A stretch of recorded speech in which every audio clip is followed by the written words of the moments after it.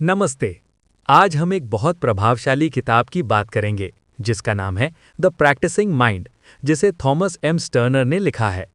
ये किताब हमें सिखाती है कि कैसे हम अपने जीवन में ध्यान, धैर्य और संतुलन लाकर किसी भी कौशल या लक्ष्य में महारत हासिल कर सकते हैं। इस किताब का सबसे बड़ा संदेश है कि हमें परिणाम पर नहीं बल्कि प्रक्रिया पर ध्यान देना चाहिए। अक्सर हम किसी लक्ष्य को पाने की इतनी जल्दी में रहते हैं कि उस यात्रा का आनंद लेना भूल जाते हैं, जबकि असली सफलता तब मिलती है जब हम हर दिन की छोटी छोटी कोशिशों को पूरी लगन और जागरूकता से करते हैं। थॉमस टर्नर कहते हैं कि अभ्यास कोई बोझ नहीं बल्कि एक कला है। जब हम अभ्यास को एक जरूरी और सम्मानजनक प्रक्रिया मानते हैं, तब न केवल हमारी दक्षता बढ़ती है बल्कि हमारा मन भी शांत होता है। इस किताब में लेखक हमें सजगता यानी हर क्षण में पूरी तरह उपस्थित रहने की शक्ति समझाते हैं।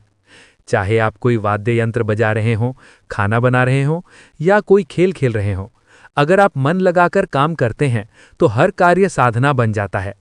एक बहुत ही गहरी बात इस किताब में कही गई है कि हमें अपने आप को एक दर्शक की तरह देखना सीखना चाहिए।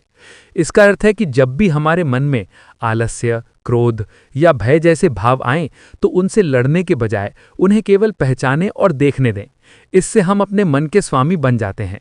थॉमस बताते हैं कि ध्यान का भटकना स्वाभाविक है, लेकिन जब हम उसे बिना क्रोध या निराशा के वापस लाना सीखते हैं, तो वहीं से असली विकास शुरू होता है। सबसे आवश्यक बात यह है कि हमें समझना चाहिए कि सफलता एक दिन में नहीं मिलती, बल्कि ये रोज की साधना का परिणाम होती है। यदि हम हर दिन थोड़ा थोड़ा सुधार करें, तो समय के साथ बहुत बड़ा परिवर्तन संभव है। इसलिए हमें परिणाम की चिंता छोड़कर अभ्यास की प्रक्रिया से प्रेम करना चाहिए।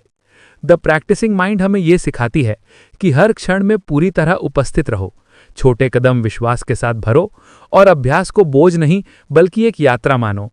धैर्य रखो और अभ्यास करते रहो, सफलता अपने आप मिल जाएगी।